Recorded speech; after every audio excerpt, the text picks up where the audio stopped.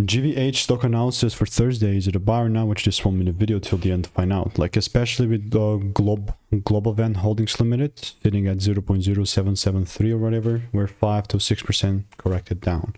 Genuinely speaking, it's just like such a bearish market. I'm not even trying to play, you know, this hopeful guy. It's just the truth, you know, and it's not like I was hopeful. It's just, it is what it is, you know. I'm sticking to a process because I'm a very process driven person that has worked before, and I'm just sticking to that. I'm just sticking to rules, you know what I mean? So overall, unless GVH there's a big catalyst or we break above like 14 cents, then there's no way that I'm gonna look to further do anything really, like something like buying or anything. I'll just stick to the rules. And if you want to learn my exact play, it's stuff that's taken me 5 years to learn, you can literally learn in hours. Click the first link in the description, absolutely risk-free. 1,200 people have already tried it. So goodbye and enjoy.